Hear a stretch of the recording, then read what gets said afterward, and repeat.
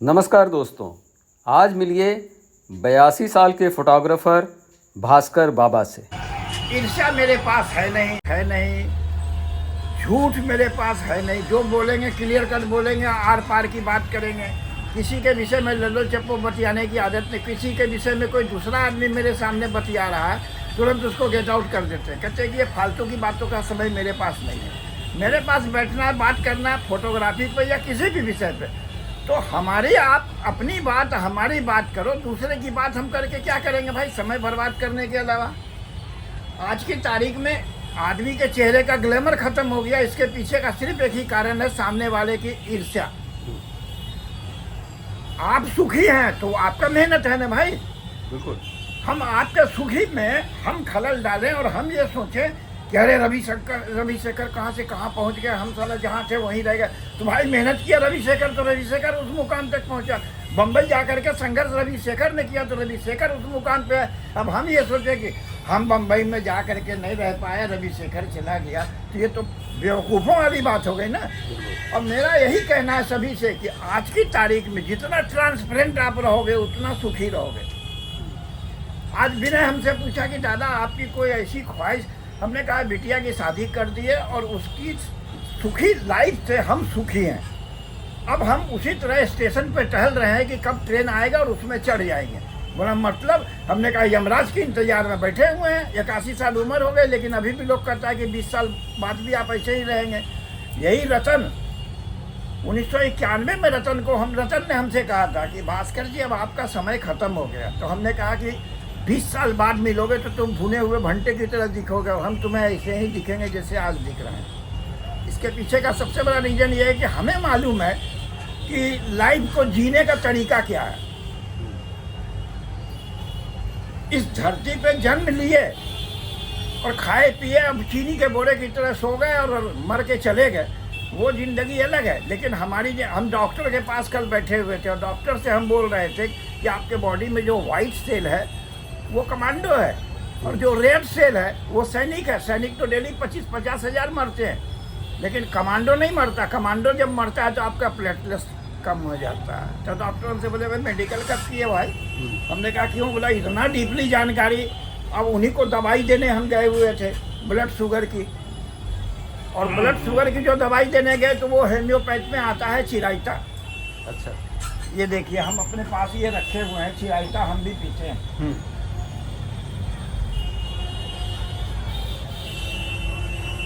तो ये white BC बढ़ाता है। चिराइता अगर आप पिएंगे, जैसे ये चिराइता है, अब ये 30 ml का भी मिलता है। हाँ हाँ। और 100 ml का भी मिलता है। आप मुंबई में रहते हैं, मुंबई में दादर स्टेशन के सामने होम्योपैथिक की दुकान है न्यू यारा। न्यू यारा में जाएंगे, बोलेंगे 100 ml की हमको चिराइता का फाइल दीजिए। मदर टिंचर है। हाँ हाँ, मदर टिंचर है। और इसको अगर आप सालों भर, और क्या इसका वो क्या है पावर? क्यों है। क्यों है? अच्छा, मदर टिंचर क्यों। हाँ, अब जैसे देखिए ये है कलकेरिया फ्लोरिका। हाँ, इसका काम है पूरे बॉडी में कहीं भी गांठ नहीं बनने देगा, और गांठ बनने का मतलब है कैंसर होना। हम इसको पिछले 15 सालों से 5 बूंद रोज सुबह में जीभ पे टपका लेते हैं। तो शरीर में कैंसर बनेगा ही नहीं साला, क्योंकि पहले से ऑलरेडी ये फाइटिंग कर रहा है मेरे शरीर में। ये है चाइना। विटामिन बी कॉम्प्लेक्स का कैप्सूल खाएंगे हम जितना, उससे ज़्यादा फायदा ये करेगा। तो चाइना लेकर के खा रहे हैं। इसके अलावा आयुर्वेद की सारी दवाइयाँ हम अपने पास रखे हुए हैं। कोई भी परेशानी है, दूसरे को जैसे किडनी स्टोन, 8 mm की किडनी स्टोन हम दवाई खिला के निकाल दिए। वो बोला कि अल्ट्रासाउंड कराए तो साला 8 mm का किडनी गायब है। हमने कहा कि वो पेशाब के रास्ते से मिट्टी बन के, बालू बन के, बह के निकल गया। प्रोस्टेट की दवाई बना करके लोगों को देते हैं, गठिए की, गांठ की, पैर की, ये सब की दवाई बना के देते हैं। हमसे लोग कहा कि आप तो पहले फोटोग्राफर थे, या आयुर्वेद की और होम्योपैथ की। हमने कहा कि जितना ज्ञान जिस चीज़ का भी मिले समेटते जाओ। बिल्कुल बिल्कुल। ये कहीं भी बेकार नहीं जाता। हस्तरेखा के लिए हम बैठ के देखते हैं यहाँ पे, तो बहुत लोग हमसे कहते हैं कि हस्तरेखा का आप चार्जेस क्या लेते हैं। हमने कहा जो आदमी आया जिसकी हैसियत 500 देने की है वो 500 दे के गया, जिसकी हैसियत 100 देने की है वो 100 दे के गया। क्यों? देने वाला तो वो है, वही आप माध्यम हो, इसके अलावा कुछ नहीं हो। आप आज की तारीख में देखिए जितने भी बड़े बड़े फिल्म स्टार हैं, पैसे से कोई कम नहीं है, सबके पास पैसा है, लेकिन खुशी किसी के पास नहीं है साला। बिल्कुल। और मुंबई में ऐसे लोगों को हम जानते हैं जो बहुत हैप्पी लाइफ जी रहा है। तो इसके पीछे का रीजन ये है कि वो जिंदगी को समझा। अब मुंबई में ऐसे भी लोग हैं जो कमाते तो हैं 10,000 रुपये रोज, लेकिन रात को बड़ा पाव और वो आमलेट और ब्रेड नोच नोच के खा करके पेट भर के घर जाके सो जाते हैं रूम में। लेकिन मुंबई में ऐसे भी लोग हैं जो घर में किचन में खाना बना करके खाते हैं, जैसे कि आप इनको जानते होंगे, विमल मिश्रा। हाँ, विमल जी हमारे दोस्त हैं। BHU से फाइन आर्ट करके मुंबई में 20 साल से हैं अभी वो। हमारी उनसे अक्सर बातचीत होती है, मिलते हैं व्हाट्सएप पे, वीडियो कॉल पे। अरुण मिश्रा दूसरे हैं, विमल मिश्रा दूसरे हैं। अच्छा। अरुण मिश्रा जो है वो तो यहाँ पे पहले बनारस में था, बनारस में फोटोग्राफी वगैरह काफ़ी किया। उसके बाद में एक हैं वो जगदीश अग्रवाल। वो क्या नाम था उनका फर्म का, देखिए, डिनोडिया। वो भी मुंबई में गए थे तो बहुत संघर्ष किए, तब आज जा कर के उस मुकाम पे पहुंचे। हरी महिधर से हमारी मुलाकात थी घाटकोपर में, उसके स्टूडियो में जाके बैठते थे। लेकिन जब थिएटर फोटोग्राफी आया और इन लोगों को बड़ी तोप दिखाया, बहुत बड़े बड़े टाइप में, तब तो समझ में आया। और इसमें कोई शक नहीं कि हरी महिधर अपने आप में बहुत ज़बरदस्त आदमी थे। अब जैसे कि आपके दिल्ली में ये क्या नाम है उनका, हरदेव सिंह। हरदेव सिंह, यस। अब हम मुंबई में जब गए और दामोदर कामत हमको देखे तो हमसे बोले कि अबे घूमना छोड़ दे, मेरे पास रह। तो वो भी मर गए। और दामोदर कामत वाकई में जिनसे सीखने को मिले वो आदमी थे। Light and set, set and light, इस टाइप की जो फोटोग्राफी सिने में जो चालू किया था स्टील में, वो दामोदर कामत का किया हुआ था। नरगिस का, राज कपूर का, दिलीप कुमार का, ये सब का लाइट एंड शेड, बाल पे हाईलाइट दे करके खींचना, ये सब दामोदर कामत का कमाल था। और बॉम्बे फोर्ट में उनका स्टूडियो था। हम जब स्वास्तिक में अपना इनलार्जर लिए थे सोलर का, तो वो बॉम्बे फोर्ट में ही वहाँ सोलर का इनलार्जर बनता था। अच्छा। वहीं से लेकर के कैमरा भी सोलर का निकलता था। अब है ये कि ब्लैक एंड वाइट के समय के जितने भी लोग थे वो डेड, मतलब समझ लीजिए कि खत्म हो गए। और गिनती के 1-8-2 लोग जैसे कि अब हम बचे हुए हैं। गैलरी में सब ब्लैक एंड व्हाइट लगाया है इसमें फुल कलर फोटो नहीं है, प्रिंट कलर नहीं होगा, नहीं ब्लैक एंड वाइट, मतलब डिजिटल ही है। डिजिटल ही होगा। हाँ, लेकिन लेकिन है ब्लैक एंड व्हाइट ही पूरा। ब्लैक एंड वाइट की सबसे लास्ट एग्जीबिशन हासी टूसी की जो देखने को मिली थी 80 घाट पे, उसके बाद ब्लैक एंड वाइट के एग्जीबिशन कहीं देखने को नहीं मिले। याद है? तो बहुत पुराना हो गया, सन 2002 की बात है ये। तो 10 साल हो गया, तब से हम लोग जानते हैं उसको। हासी टूसी का जो ब्लैक एंड वाइट का तो उसका तो प्रिंट हो अजीब था साला, जो है घाट पे वो संगन बांध के एग्जीबिशन किया था जापान में, जबरदस्त प्रिंट था। हमसे अनिल विशाल सिंह के बाद पहली बार उसका प्रिंट हम देखे कि जो एकदम पूरा बोल्ड वाला चक्कर ही खत्म हो गया। तो क्यों? तो हमने कहा कि इसके विषय में जानकारी आपको है कि नहीं? बोला नहीं, हमें जानकारी नहीं है। और हमें किसी ने कहा कि आप भी बताएंगे इस बात को। तो हमने कहा कि ऐसा है कि प्लस और माइनस ये दोनों ग्लास को सेट करके लेंस बनता था, और प्लस का और माइनस का फ्रिक्वेंसी का पॉइंट जहाँ मिलता था उसी जगह मिलने के बाद वो फोकस होता था। उस ज़माने में 4.5 का लेंस आता था, वो 10-12 का भी होता था। 4.5 का लेंस आता था, वो कैबिनेट साइज का भी होता था। 4.5 का लेंस आता था, वो फुल साइज का भी होता था। और 4.5 का जो लिनहाफ कैमरा था उसके भी लेंस जो थे वो 4.5 था। तो ये 4.5 क्या है ये समझने की सबसे बड़ी ज़रूरत है।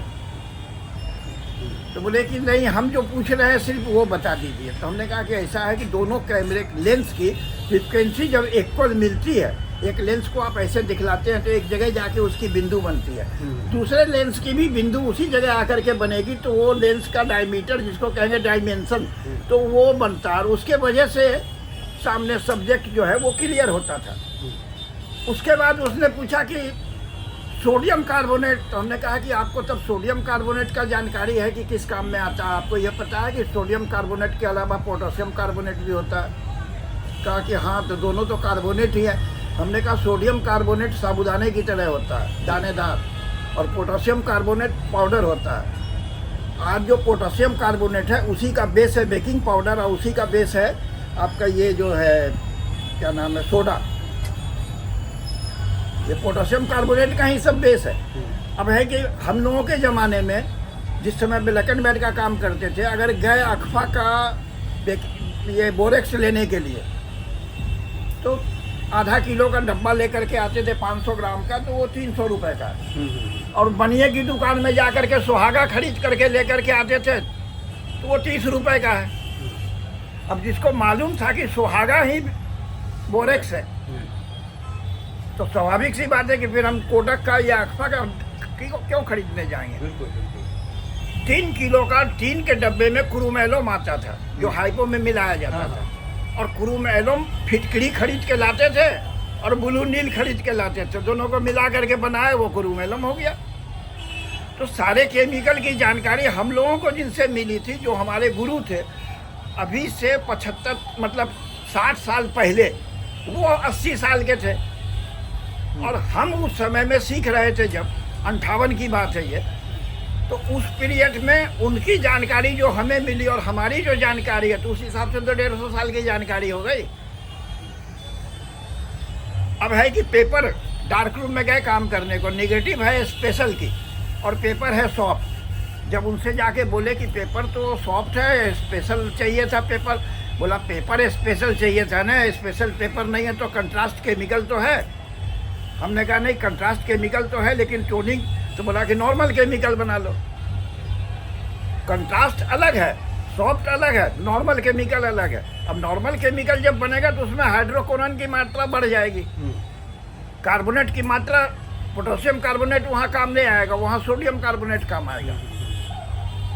लेकिन ये सब जानकारी ब्लैक एंड वाइट के ज़माने की थी। वो अब जब हम बाकी तो निकल गए मेरे सर्किल के करीब 99%। एक आँख में हम बचे हुए हैं, हम भी निकल जाएंगे। जगदीश यादव जो हैं वो आए थे जब मेरे से मिले यहाँ, पूरा वो निकाले थे, मेरा रिकॉर्डिंग किए थे, वो निकाले थे उसमें परफेक्ट पिक्चर में। हाँ हाँ। तो उनसे भी हमारी बात हुई तो हमसे कहने लगे कि ब्लैक एंड वाइट की बात ही कुछ और थी। हमने कहा एक तरह से ये कह लीजिए कि ये जो फोटोग्राफी है ये ब्लैक एंड वाइट फोटोग्राफी का क्लोन है। हाँ। ये परफेक्ट फोटोग्राफी है ही नहीं। फोटोग्राफी परफेक्ट तो ब्लैक एंड वाइट का था। जब वाइट पेपर को एक्सपोज करके डिश में डालते थे और 2 बार उसको हिलाने के बाद जब इमेज आता था तो वो इमेज की खुशी जो यहाँ होती थी, बिल्कुल बिल्कुल, वो दिल में होती थी और देखते थे कि टोनिंग क्या आ रहा है। हाँ हाँ हाँ बिल्कुल। तो ब्लैक एंड वाइट की बात ही अलग थी। और उस समय के बाद हमने एकदम कसम खा लिया कि आप फोटोग्राफी करना या कैमरा उठाना सिवाय बेवकूफ़ी के और कुछ नहीं है। हम अपने ज़माने में जब फोटोग्राफी करते थे तो फोटोग्राफ में आर्ट और साइंस दोनों अटैच था। आज आर्ट ख़त्म हो गया, साइंस सिर्फ रह गया, मतलब केमिकल का और डार्क रूम का ये सारा प्रोसेस ही ख़त्म हो गया। अब जो है फोटोग्राफी, उसको हम फोटोग्राफी मानते ही नहीं, हम उसको सीधे सीधे क्लोन बोलते हैं कि फोटोग्राफी का क्लोन है ये और कुछ नहीं। आप देखिए कि हम लिनहाफ भी इस्तेमाल किए, उसके बाद ब्रोनिका भी इस्तेमाल किए, वो एक और है क्या नाम उसका, हैसल ब्लेड भी इस्तेमाल किए, मामिया 6-7 भी इस्तेमाल किए, रोलीफ्लेक्स भी इस्तेमाल किए। लेकिन किसी भी कैमरे से, कैमरा एक टूल्स था, हमें जो चाहिए था वो तो हम अपने दिमाग को इस्तेमाल करके लेते थे। 3 लाइट रखते थे और 3 लाइट से ही सारी फोटोग्राफी हम जिंदगी भर किए। रतन की दुकान में टेबल लैंप के ऊपर फोटोग्राफी करके दे दिए और आदमी ने कहा कि ये स्टूडियो की पोर्ट्रेट है। अब वो टेबल लैंप फोकस वाली जो थी उसके रतन के काम करने की, उससे फोटोग्राफी किए थे मोतीलाल की। तो सबसे बड़ी चीज़ ये है कि आदमी के अंदर अपना ज्ञान जो है उसका इस्तेमाल आज नहीं हो रहा है, नहीं हो रहा। 100%। अच्छा, आपकी फोटोग्राफी जब हम किए थे, ये 83 की बात है, आपके भाई की भी किए थे, आपकी मिसेज की भी किए थे। नहीं, 83 में तो हमारी शादी नहीं हुई थी, मेरी शादी 87 में हुई। 85 में हुई, 87 87 मेरी में। वाइफ की नहीं किया, भाई छोटे भाई की किए थे शायद। नहीं सिर्फ मेरी की। नहीं तो आपका उस समय मित्र रहा होगा, हम उसको भाई समझते हैं। हाँ हाँ, कोई और रहा होगा, हाँ, मित्र रहा होगा। क्योंकि मेरे पहले पासपोर्ट पे जो पिक्चर लगी है वो आप ही की है। तो पासपोर्ट की जो कॉपी हम लेके चलते हैं तो वो पिक्चर तो हमारे साथ में ही रहती है। ये पहली फ़ोटो, पहले पासपोर्ट की फ़ोटो ये भास्कर दादा ने निकाली थी। और आपने गजब काम किया था, जो नेगेटिव पे रिटचिंग करते थे आप। ना डिटेक्शन के अलावा भी नहीं, वो उस पे जो मेन चीज विजन होता है। विजन तो है ही, हाँ। लेकिन उसको बैठ के करने में कंसंट्रेशन देखिए, तो चाहिए। आज भी हम चलते हैं रोड पे तो हम बिना बताए हुए ये समझ जाते हैं कि ये आदमी ईर्ष्यालु है, ये आदमी लोभी है, ये आदमी लालची है, शक्ल देखते हुए, और खूबसूरती तलाशते रहते हैं। आज भी बहुत सी महिलाएं और लड़कियां जो हैं बिना मेकअप के इतनी खूबसूरत दिखती हैं। तो अभी समझ लीजिए ये 10 साल पहले की बात है, हम कुरुक्षेत्र में थे, तो एक सामने से महिला आ रही थी, और वो महिला को देख करके जब हम बोले कि क्या ग्लैमर है इसके चेहरे में, तो जिसके सामने बोले वो बोला कि आप बड़ी विचित्र आदमी हो। हमने कहा क्यों? बोला उनकी उम्र 75 साल है और आपको ग्लैमर दिख रहा है। हमने कहा ग्लैमर कैसे किसे है, पहले ये बताओ। बोला ग्लैमर का हिंदी आकर्षण होगा। तो हमने कहा वो माता जी के चेहरे में देखने से आकर्षण नजर आया तो हमने ग्लैमर कहा। ग्लैमर का मतलब सेक्स ही नहीं होता, नहीं, सेक्स तो होता ही नहीं है। सोचने वाला नजरिया बदलो। बिल्कुल। उसके बाद उससे मैंने कहा कि उस महिला के चेहरे में जो ग्लैमर दिख रहा है तो इसके पीछे का सबसे बड़ा रीजन ये है कि ये ईर्ष्यालु नहीं है, झगड़ालू नहीं है, और किसी दूसरे की बुराई नहीं करती है, और लोभी नहीं है, लालची नहीं है, झूठ नहीं बोलती है, और ये सब चीज़ के वजह से उसके चेहरे में 75 साल की उम्र में भी ग्लैमर दिख रहा है। बाद में उस महिला को ये बात किसी से मालूम हुआ, वो हमसे स्पेशली आश्रम में मिलने आई। तो उस टाइम में मेरे पास कैनन कैमरा था, कैनन 350 था शायद, या कोई कैनन 1000 था। तो उससे उनकी 2-4 फोटो खींचे, फिर बनवाए कुरुक्षेत्र के लैब में जाकर, फिर उनको जाकर दिए हम बाकायदे उनके घर पे। फिर वो हमें घर पे इनवाइट की खाना खाने को। तो हमसे कहने लगे कि आप जो फ़ोटो बनाकर हमको दिए, इससे पहले ज़िंदगी में ऐसी फ़ोटो किसी ने बना के नहीं दी। हमने कहा देखिए, एक तो आपका खुद का अपना चेहरा और दूसरे में मेरा खींचने का भाव। आप देखिए कि पूरे वर्ल्ड में सिर्फ एक भाषा चलती है, वो है भाव। अगर आपका भाव बंदर के प्रति नकारात्मक है तो बंदर आपको देख के आपके तरफ लपकेगा। अगर आपके अंदर में भाव की भावना बंदर के प्रति लगाव की है और प्यार की है तो बंदर भी आपको देख करके शांति से खाने को मांगेगा। कुत्ते के अंदर भी वही चीज़ है। एक निग्रो लेडीज आ रही है सामने से, वो हिंदी नहीं जानती, हम उसकी भाषा नहीं जानते, लेकिन हम किस नज़र से उसको देख रहे हैं वो मेरे भाव से जान जाती है। तो भाव की भाषा ऐसी है जो पूरे पृथ्वी पे चलती है। अगर भाव की भाषा की उच्चारण को अगर आप इस्तेमाल करना और पढ़ना और समझना सीख जाते हैं तो जानवर भी आपके सामने जानवर नहीं है, क्योंकि हम उसके भाव को समझ रहे हैं, वो मेरे भाव को समझ रहा है। मेरे नज़र में सबसे पहला जो लैंग्वेज है वो है भाव की। भाव अगर आपका सही है, ट्रेन में सफ़र कर रहे हैं और सामने वाले से हमने कह दिया कि आप मेरे विषय में जानना चाह रहे हैं, बोला आपको कैसे मालूम? हमने कहा इसलिए कि जब से ट्रेन में हम बैठे हैं आप बात करने का बहाना ढूंढ रहे हैं, लेकिन हम बात आपसे कर नहीं रहे हैं। तो हमें लास्ट में कहना पड़ा आपसे कि आप हमसे मेरे विषय में जानना चाह रहे हैं कि हम हैं कौन। ओखा जा रहे थे गुजरात, और ट्रेन में जब हमसे बात होने लगी तो पूरे कंपार्टमेंट के लोग घेर के बैठ गए। जो अपने अपने सीट पे थे वो भी छोड़ के आ गए कि भाई ये तो बड़ी गजब के आदमी है। भी ये छक्का जो आता है ट्रेन में मांगने वाला, वो हमें देखा और कहा नहीं इस डब्बे में किसी से नहीं मांगेंगे। तो हमने बुलाया उसको, बुलाने के बाद में कहा कि जो आदमी खुशी से तुम्हें दे रहा है उससे पैसे लेकर जाओ और उसको आशीर्वाद देकर जाओ। ज़बरदस्ती मांगने वाली जो दादागिरी है वो सही नहीं है। और कई लोगों ने उसको 10 रुपये 5 रुपये जब दिया तो वो मेरा झुक के पैर छुए, बोली महाराज जी आपकी सोच बड़ी गजब की है। तो हमने कहा कि सोच ही तो है जो आदमी को शिखर पे पहुंचाता है और नीचे गिरा देता है। और दूसरे शब्दों में अगर कहें तो कितनी लाशों पे पैर रख के हम उस शिखर पे चढ़े हैं। ये जानना हो तो लता मंगेशकर को देखिए, अमिताभ को देखिए। ये लोग दूसरों के लाश पे पैर रख करके उस शिखर को प्राप्त किया है, वरना सुमन कल्याणपुर लता मंगेशकर के बराबर की थी। विनोद खन्ना अमिताभ बच्चन से सुपीरियर थे, लेकिन इन लोगों का कैरियर को, जिसको कहते हैं ना कि लाशों के ऊपर पैर रख करके हम उस शिखर पे पहुंचे हैं। और यही कारण है कि आज की तारीख में अमिताभ के पास सब कुछ होने के बावजूद भी कुछ नहीं है। हमसे कई दोस्तों ने कहा कि कौन बनेगा करोड़पति में, आप जैसे आदमी को जाना चाहिए। हमने कहा वहाँ जाके क्या करेंगे ये बताओ। हम जितने अखाड़े हैं और जितने अखाड़े के संत महात्मा हैं, सारे के पास में जाना आना होता है, रहना होता है। हरियाणा, पंजाब, जम्मू, हिमाचल, उत्तरांचल, सारे जगह जाते हैं। और सारे जगह के लोग ये चाहते हैं कि ये मेरे ही पास रहे, कहीं जाए ही ना। हमने कहा पानी अगर रुक जाएगा एक जगह तो सड़ जाएगा, बहता रहेगा तभी सरिता कहलाएगा। वाह, रुकना नहीं है। अब कुंभ के विषय में हमसे कई लोगों ने कहा, तो एक हैं मेरे मित्र हैं, मतलब गोविंदाचार्य के छोटे भाई हैं, मेरे अभिन्न मित्र हैं। तो उनका टेंट लगने वाला है कुंभ में। तो हमसे बम्बई से फ़ोन आया था कि हमको वहाँ 4 दिन रहना है। तो हमने कहा रहने की व्यवस्था कर देंगे। आप बोलोगे तो जूना अखाड़े में, निर्वाणी में, निरंजनी में, अग्नि में, निर्मली में, जिसमें बोलो उसमें करवा देते हैं। और नहीं तो सबसे बेहतर रुकने के लिए गोविंदाचार्य जी के छोटे भाई हैं वासुदेवाचार्य जी, वो गंगा अभियान में से जुड़े हुए हैं। उनका टेंट वहाँ लगने वाला है, उसमें हम उनको कह देंगे, वो रख लेंगे आपको अपने टेंट में। उसमें कोई दिक्कत की बात नहीं है। और उसमें जितने भी लोग रहेंगे सब RSS के रहेंगे। 2 नंबर वाले कोई व्यक्ति वहाँ रहेंगे ही नहीं कि किसी तरह की आपको दिक्कत हो। तो बोले ठीक है।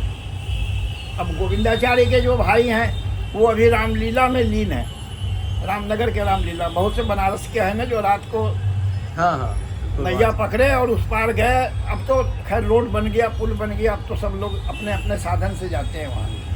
रामनगर की रामलीला जो है वो एक नशा है यहाँ के लोगों को। आप सोचिए ना कि शुद्ध बनारस अगर देखना है, वहाँ भक्ति के भाव से लोग जाते हैं कि नहीं जाते हैं? नहीं भक्ति के भाव से नहीं जाते हैं, झूठ क्यों बोले। क्यों नहीं जाते हैं?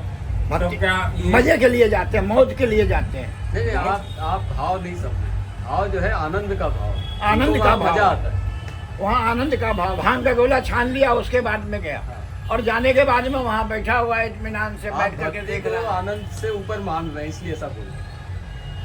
भक्ति किसे कहते हैं पहले ये समझने की नहीं, जरूरत है ना। नहीं, अगर ऐसा नहीं, है इनको तो समझाने किसी दीजिए। किसी भी जाति धर्म के लोग वहाँ जा सकते हैं। रामलीला में, रामलीला में मोहम्मदन भी वहाँ जा करके हाँ, जाते देखते हैं। हैं। हम कहते हैं मलेशिया में रामलीला होता है कि नहीं? हाँ होता है। पूरे रामलीला होता है मलेशिया में, और सारे पात्र मुस्लिमों के हैं।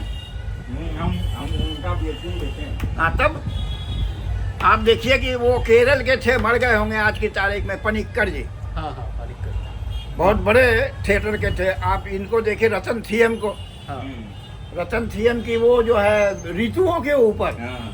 ऋतुओं के ऊपर जो रतन थियम की हमने डांस देखा जब स्वतंत्रता भवन में कार्यक्रम देखा, तो हम मान गए कि रतन थियम अपने आप में अजूबा आदमी है भाई, और अद्वितीय आदमी है, प्रतिभा का धनी, जो सिर्फ डांस करते हुए में पूरे ऋतुओं का वर्णन कर दिया। अगले में मणिपुर के रहने वाले हैं। पहले तो ये इसमें क्या नाम है उनका, NSD के डायरेक्टर भी रह चुके हैं वो।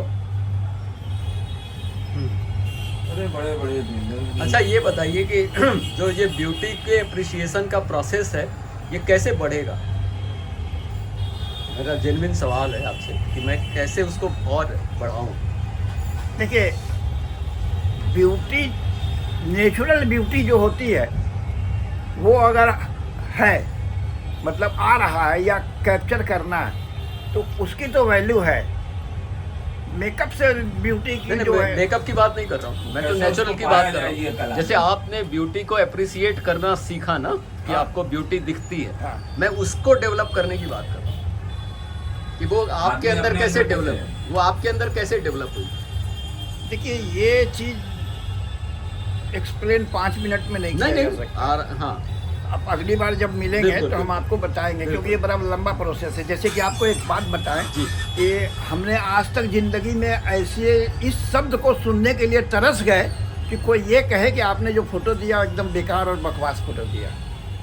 ये हम अपने ज़िंदगी में कभी नहीं सुने किसी से। तो जो बदसूरत लड़की मेरे पास आई, उसको हमने ये एहसास कराया कि तुम खूबसूरत हो, और ये एहसास अगर लड़की बदसूरत भी है और उसको एहसास करा दिए आपकी खूबसूरत हो, तो उसकी खूबसूरती उभरेगी कहाँ से, ये डिपेंड करता है। और ये डिपेंड करने के लिए ये कोई ज़रूरी नहीं है कि आप उसको शारीरिक रूप से सेक्सुअल करें, आप अपने शब्दों से भी उसको सेक्सुअल कर सकते हैं। उसके अंदर ग्लैमर की भावना पैदा करके, उसके सुंदरता का वर्णन करके। अरे उससे हमें तो शादी करनी नहीं है, जिसकी शादी जिससे होनी है उससे होनी है, तो हमें उसकी तारीफ करने में मेरा खर्च कुछ भी नहीं हो रहा। बिल्कुल। और उसके अंदर सुंदरता बढ़ जा रही है। क्यों? क्योंकि उसके अंदर का ब्लड प्रेशर वो चेंज हो जा रहा है। एक आदमी का ब्लड प्रेशर नॉर्मल है, उसको जैसे ही माँ की गाली दीजिए उसके ब्लड प्रेशर में चेंजिंग आ गया। तो ये जो ब्लड प्रेशर की चेंजिंग है, ये आदमी के अंदर में, ह्यूमन नेचर में ही नहीं, जानवरों में भी बहुत बड़ा काम करता है। और ब्लड प्रेशर चेंज जो होता है वो वाइट सेल से होता है, रेड सेल से नहीं होता है। आप देखिए कि किसी का ब्लड प्रेशर हाई है, उस आदमी को कितनो अच्छी बात आप बोलिए, एक बार गर्मा गया तो फिर वो ठंडा ही नहीं होगा। लेकिन अगर ब्लड प्रेशर हाई वाला भी नॉर्मल कंडीशन में है, अब जैसे मेरे साथ है कि हमें किसी को गाली भी देना है तो हम गाली नहीं देते, अगल बगल में जो आदमी है वो उसको गाली दे देता है। हम ऐसा शब्द से ऐसे मैटर को क्रिएट करते हैं कि वो बगल वाला उसको गाली दे देता है। वो कहता है आपने मेरे को गाली सुनवा दिया। मैंने कहा मैंने तो यार तुम्हें गाली दिया भी नहीं, गाली तो किसी और ने दिया, वो राह चलता आदमी था।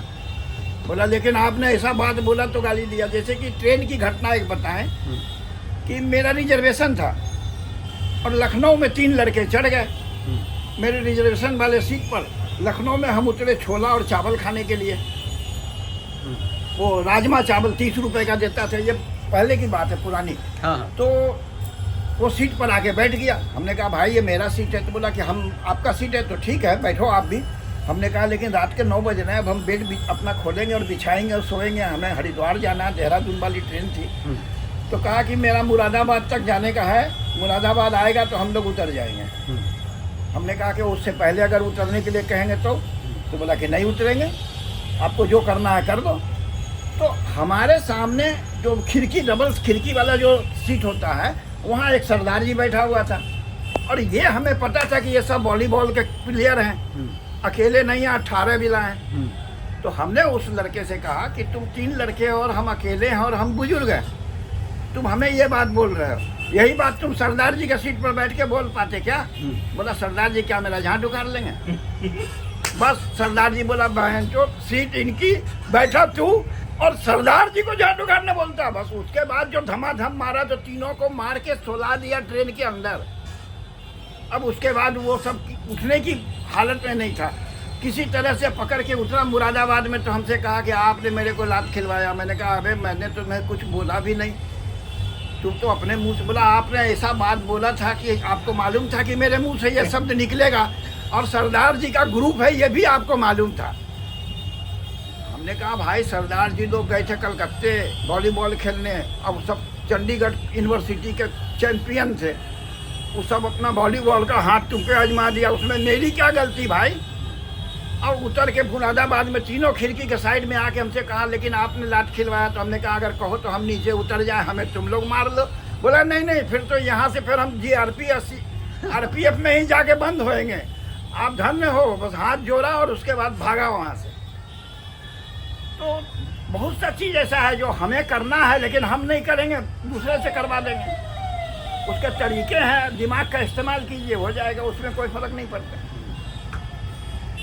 आप समझ लीजिए कि हम नवकेतन के ऑफिस में, चुना भट्टी में, उनका पेट्रोल पंप के ठीक सामने नवकेतन का ऑफिस था, और उसमें बाकायदे जाते थे, देव साहब के पास बैठते थे, मिलते थे। लेकिन मेरे दिमाग में भूत सवार था कि हमको स्टील का काम मिल जाए। और वहाँ हमसे 2500 लोग हमसे बोले कि कैरेक्टर आर्टिस्ट का काम करो, आपको अभी चुटकियों में काम दिलवाऊंगा। मैंने कहा भाई हम फिल्मों में काम करने नहीं आए, हम फोटोग्राफी का काम करते हैं, स्टिल फोटोग्राफी करते हैं, वो करेंगे। बम्बई में स्टिल फोटोग्राफी किए भी, और मतलब कि शादी ब्याह में भी फ़ोटो खींचने गए, मुर्दे की भी फ़ोटो खींचने शमशान में भी गए। बिकरोली में उस समय में हमारे दोस्त थे रमेश टाक, उसकी स्टूडियो थी। एक थे फाइनेंसर फिल्म के दलवी शेख, उनके साथ खूब टहले यार। उनके साथ उनकी फिएट में खूब घूमे। तो ये लोग जो है, इन लोगों के साथ जितने दिन तक रहे, बम्बई में हम 2-3 साल बिताए, लेकिन हमें बम्बई पसंद नहीं आया इस वजह से कि बम्बई में रहना है तो पहले आप अपनी खुद की हत्या कर दो। खुद की हत्या मतलब ये कि अपनी अंतरात्मा को मार दो, उसके बाद आप बैठ के खड़े होकर प्लेट में खाना खा रहे हो, 4 लड़के ऊपर देख रहा है कि गिरेगा कुछ तो हम खा लेंगे, वो शहर है वो। और हम शुरू में कई प्लेट हमको जैसे दे खाने को, और लड़का लोग रहे तो हमने कहा ले बेटा ते खा ले। वो कहने लगा दुकानदार कि भैया ऐसे में आप कंगाल हो जाओगे, ये बम्बई है। हमने कहा वो बात तो ठीक है यार, अब भांडू, मुलुंद, विद्या विहार, कुर्ला, जितने जगह घूमते थे, महबूब स्टूडियो, बांद्रा में, इधर में आप चले जाइए, क्या नाम है, फिल्मिस्तान, सब जगह घूमते थे। लेकिन लास्ट में हम बोले कि महानगरी में हमने टिकट रिजर्वेशन करवा लिया। बोले क्यों? आप रहो, बम्बई आपकी हो जाएगी, 1 साल रह लोगे तो आपको कोई चीज़ की दिक्कत नहीं होगी। हमने कहा यार यहाँ रहने के लिए पहले खुद की हत्या करनी होगी, और खुद की हत्या करके यहाँ रहें हम, ऐसा आदमी हम नहीं हैं, इसलिए हम यहाँ से जाएंगे। उस समय शायद मेरे ख्याल से हरी महीधर थे, हम उनके स्टूडियो में गए थे। विक्रोली? नहीं, उनका स्टूडियो था घाटकोपर में। हाँ वही घाटकोपर में, हाँ। घाटकोपर में स्टूडियो था। और राज कपूर के आरके स्टूडियो में जो आर्टिस्ट था,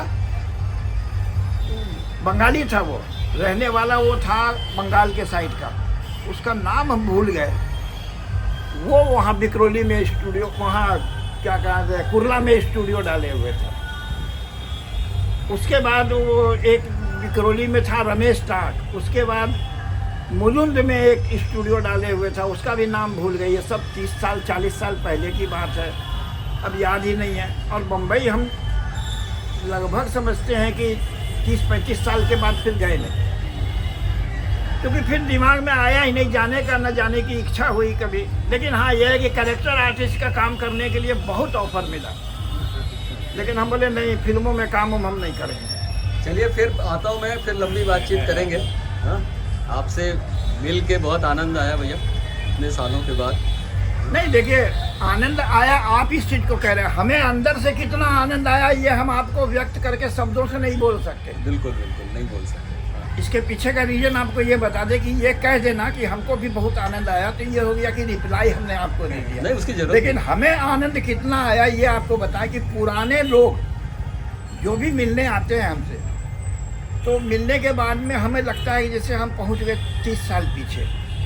तो 30 साल पीछे आपने हमको पहुंचा, आप 85 में आपकी फ़ोटो अगर हम खींचे तो 85 से आज की तारीख में देखें तो हमको आप उस दौर में पहुंचा दिए ना।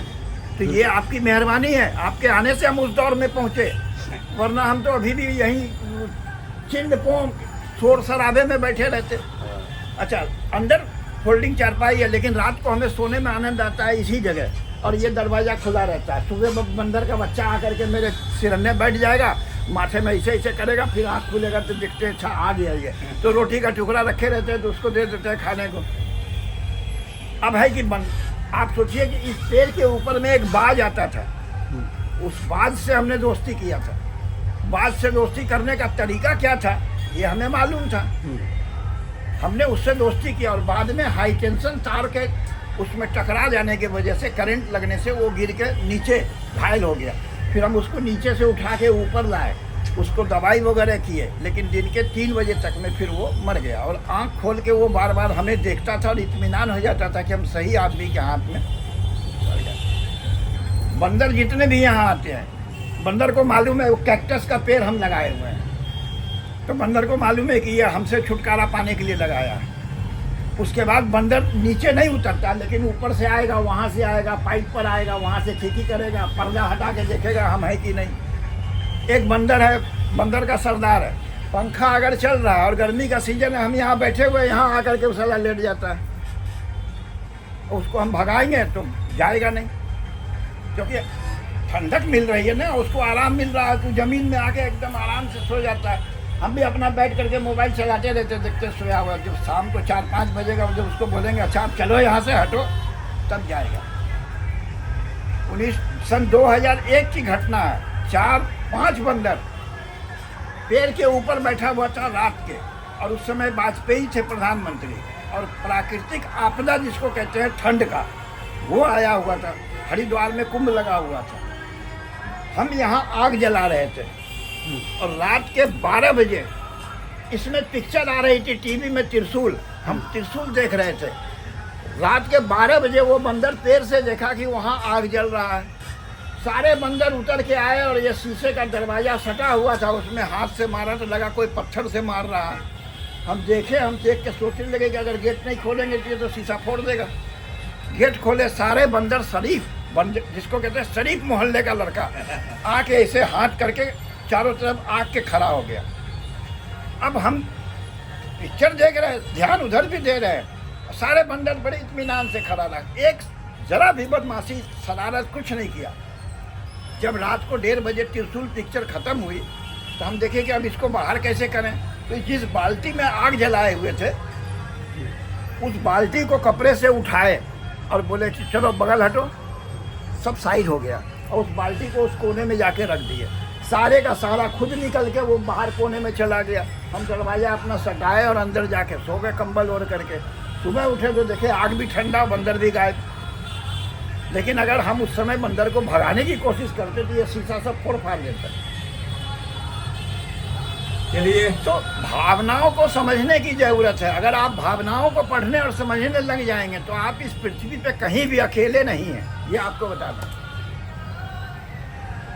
आप जापान में हैं, जापानीज भाषा नहीं जानते हैं, वो सामने वाले हिंदी भाषा नहीं जानते, लेकिन अपनी भावनाओं को व्यक्त करके आप उससे बात कर सकते हैं।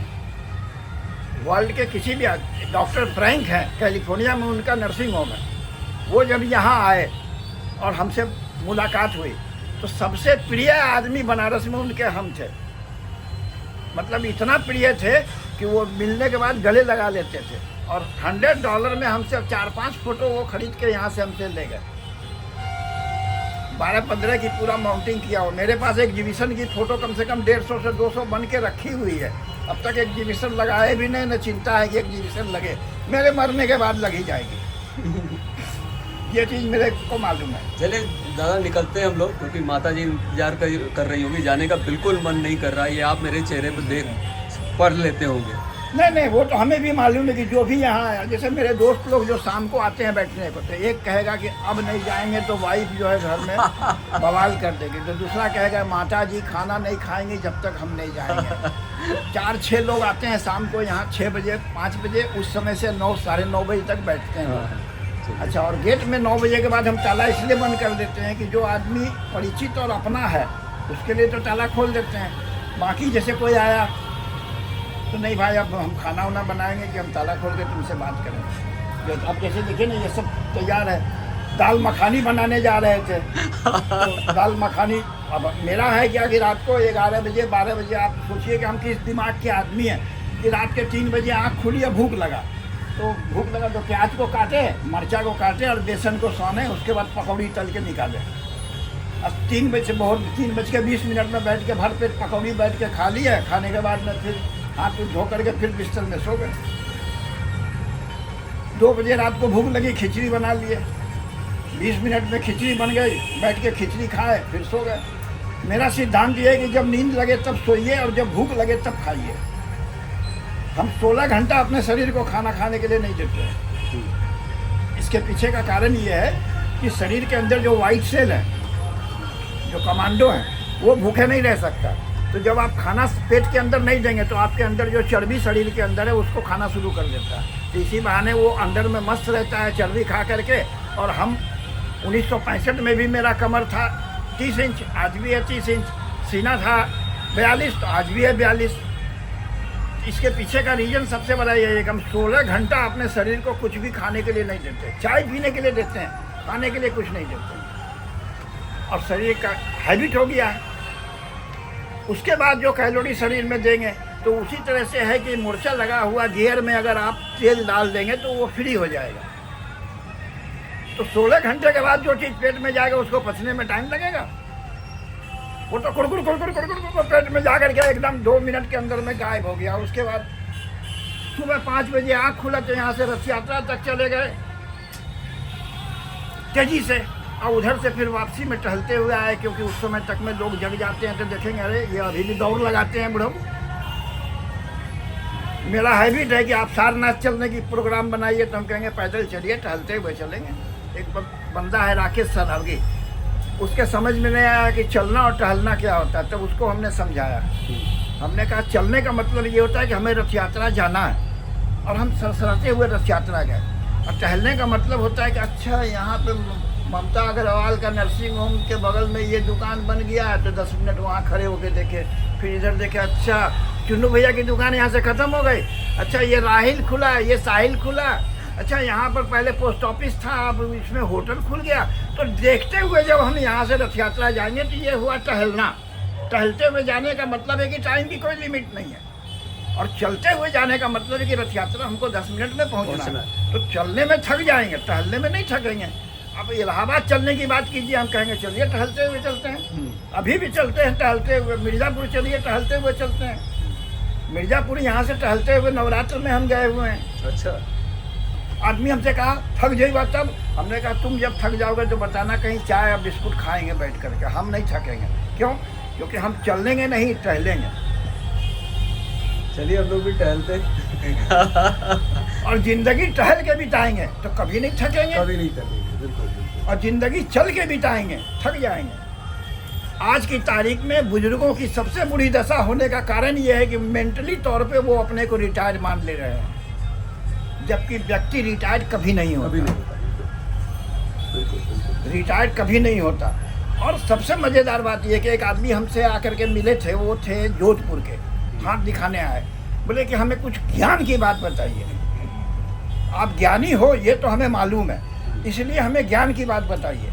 हमने उनको जो बात बताई तो पहले तो वो लगे सोचने, बहुत देर तक सोचने के बाद बोले कि जो बात आपने कहा ये पॉसिबल है।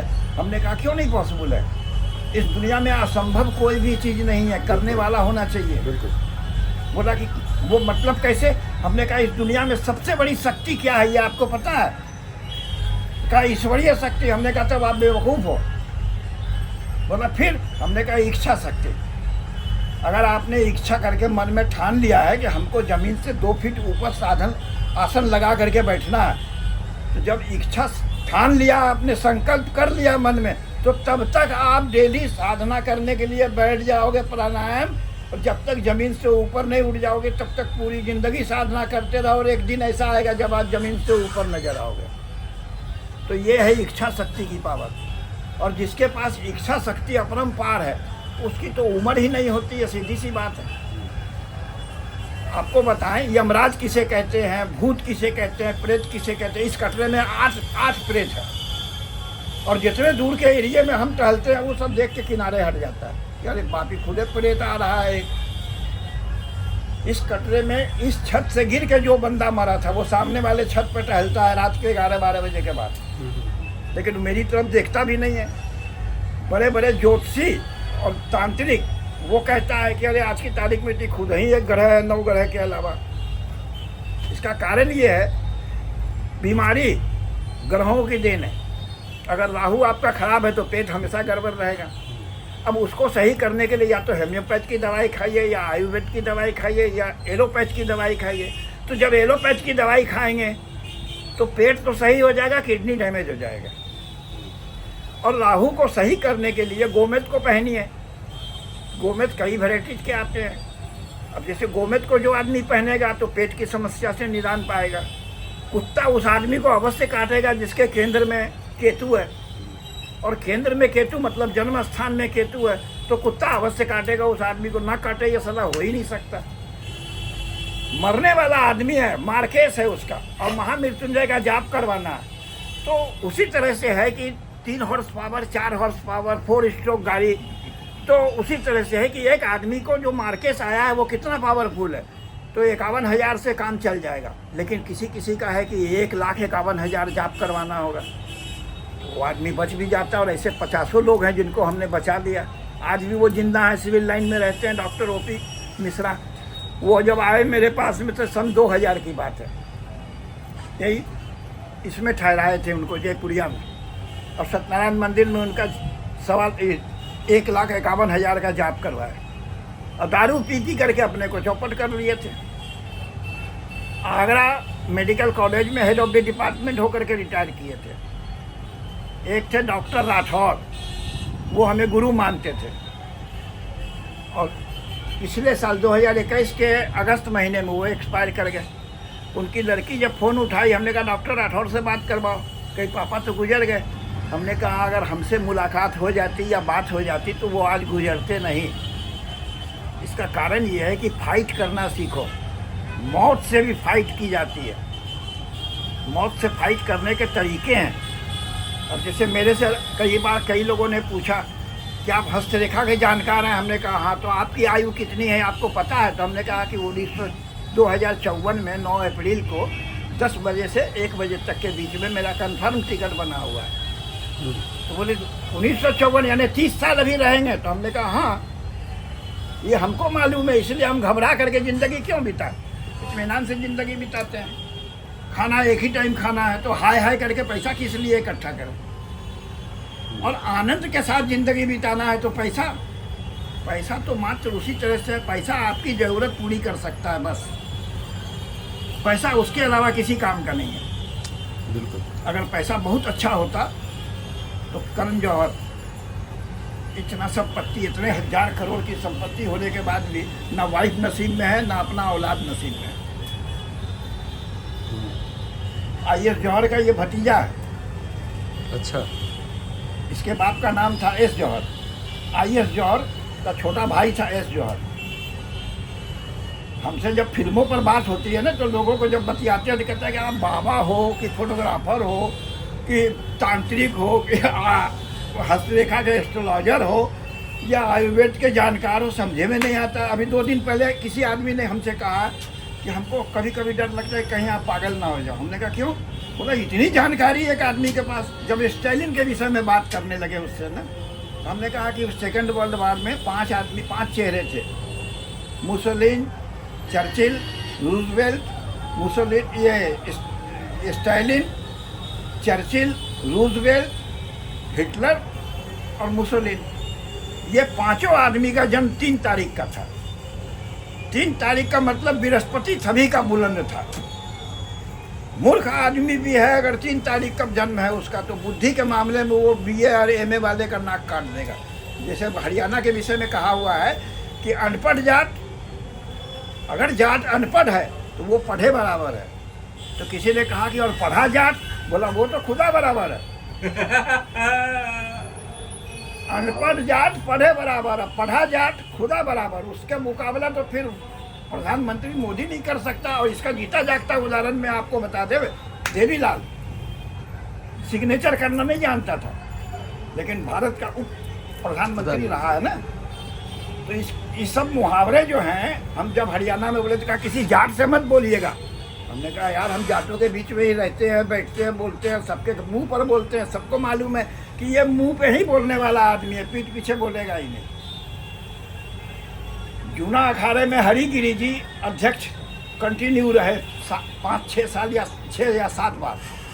हरिगिरी जी जैसे आदमी से जब हम बात करते हैं तो उनके मुंह पर बोल देते, बोलते इतना नीडर आदमी हमने नहीं देखा जिंदगी में। हमने कहा ऐसा है महाराज जी, तगड़ा आदमी है तो उसी समय हमको मारेगा या कुछ बोल देगा, लेकिन पीठ पीछे बोलने वाला आदमी कितना खतरनाक होता है ये आप कभी कल्पना कीजिए। तो सबसे बड़ी चीज़ ये है कि इतना ट्रांसपेरेंट हो जाइए कि सामने वाला फिर आपके सामने आने में डरे। क्यों? क्योंकि ट्रांसपेरेंट जब हो जाएंगे तो उसका खुद का चेहरा आपके अंदर दिखेगा। वो सोचेगा कि साला ये तो आईना हो गया एकदम, और आईना कभी झूठ नहीं बोलता। बिल्कुल। हमसे बहुत से लोग कहते हैं कि आपके पास बैठने के बाद जाने के लिए भूल जाते हैं और आपके बात से इतना ज्ञान मिलता है। हमने कहा ज्ञान में कुछ नहीं, ज्ञान नाम की चीज़ तो है ही नहीं कहीं। आज जो आदमी की दशा इतनी बुरी है, इसके पीछे सबसे बड़ा रीजन है धर्म। एक्चुअल धर्म जिसको कहते हैं वो किसी को नहीं मालूम है, और जो धर्म है वो है ही नहीं धर्म। आज की तारीख में वृंदावन में एक से एक बाबा बैठे हुए हैं, तिलक तिलमुंड लगा लगा करके, चेले बनाए हुए हैं, गौशाला खोले हुए हैं, गुरुकुल खोले हुए हैं। हमने कहा कि ऐसे बाबा को लेकर के आओ जो क्रोधित होकर के किसी के तरफ हाथ उठा करके खाली शराब दे और उसको लग जाए, ऐसा कोई बाबा है? तो कहा कि हमको आप तो दिख रहे हैं। तो हमने कहा हमको छोड़ के बात करो, हम किसी को भी शराबते नहीं है कभी भी, लेकिन जिसको भी बोल, जैसे एक लड़का मेरे पैर पे मोटरसाइकिल चढ़ा दिया, तो हमने खाली उसको इतना ही कहा कि हम गलत थे या तुम गलत थे। बोला नहीं, गलती तो हमारी भी नहीं थी। तो हमने कहा जल्दी जाओ, आगे तुम्हारा इंतजार हो रहा है। अब वो यहाँ से गया आगे, अब महालक्ष्मी गारमेंट के पास मोटरसाइकिल एक तरफ चला गया और एक तरफ फेंका के गया। 3 दिन बाद आया उसका बाप लेकर के, हाथ में बैंडेज, असल में बैंडेज। वो जाके घर में बोला अपने बाप से कि एक आदमी के पैर पे मोटरसाइकिल चढ़ गई थी। बोला कैसा आदमी था? बोला माथे में कपड़ा बांधे होता। बोला वो तो भास्कर जी है, वहाँ रहते हैं गिरजा घर पर, वही थे? तो बोले हाँ। बोला साले उनको दिख रहा होगा थोड़ा एक्सीडेंट होना है, अगर वो 2-4 थप्पड़ मारते रोक लेते तो साले एक्सीडेंट चल जाता। बाद में आया मेरे पास, हमसे कहा कि आपने लड़के का एक्सीडेंट करवा दिया। हमने कहा लो ये क्या बोल रहे हो, हम कैसे करवा देंगे? कल एक लड़की मेरे पैर पे पीछे से एड़ी में चोट लगा दिया स्कूटर से, तो लड़की आगे एक्सीडेंट ना कर जाए इसलिए उसको पलट करके हम डांट दिए। कहीं क्या हो गया बाबा जी? हमने कहा हुआ कुछ नहीं, इस उम्र में मेरा हड्डी टूट जाएगा। बोला वो उम्र क्या है आपकी? तो हमने कहा कि बेटा ऐसा है कि तुम्हें कुछ नहीं समझ में आ रहा, तू लड़का समझ रही हो हमको, 81 साल उम्र है, अब तुम कह रही हो उम्र क्या है आपकी? अब ब्लैक कलर की स्कूटी लेकर के निकली हुई थी, मुश्किल से 18-20 साल की लड़की रही होगी। सबसे बड़ी चीज ये है ना कि आप किसी को भी दुश्मन मानिए ही नहीं। नहीं, दुश्मन तो कोई है ही नहीं, बिल्कुल कोई दुश्मन नहीं है यहाँ। अब सवाल ये है, आपको गिरा करके आप पे चढ़ करके वो शिखर पे जाना चाहता है, ऐसे लोग भरे हुए हैं। चलिए गुरुजी, मिलते हैं। बहुत आनंद आया, एकदम बंद करने का मन नहीं कर रहा है, और बंद करने के, लेकिन अभी हमको दिखाई पड़ रहा है कि अम्मा बैठी होंगी हमारी। नहीं, ये देखिए एक चीज बताएं कि हमारे आश्रय कोई अगर है, हाँ। चाहे पत्नी हो, चाहे माँ हो या लड़का हो, हाँ। तो वहाँ पे उनके साथ ईमानदारी कीजिए। और 10:15 से मेरे ख्याल में 10:15 बजे गए, मेरा अंदाजा सही था। चलिए फिर आते हैं। किस समय आना आपके लिए ठीक रहेगा, जब आप अकेले मिलें, आपको ज़्यादा डिस्टर्ब ना हो? के 11:30 बजे से 2 बजे तक, जैसे सारे डॉक्टर सर्किल में मेरे थे, जैसे डॉक्टर झबर चले गए, डॉक्टर रतनलाल अग्रवाल चले गए, डॉक्टर R.K. मल्होत्रा थे हार्ट स्पेशलिस्ट, वो चले गए। अब बचे हुए हैं एक के एन मिश्रा और सतीश चंद्र गुप्ता। तो सतीश चंद्र गुप्ता के पास में 11:30 बजे जाके बैठते हैं, तो 2 बजे उनको गाड़ी में यहाँ बिठा देते हैं, उसके बाद फिर फ्री हो जाते हैं। अच्छा, हाँ तो ठीक है, मैं अभी मुझे पता लग गया। हाँ, और अभी मैं ये मोबाइल बंद करूँगा ना, उसके बाद आपका नंबर लूँगा।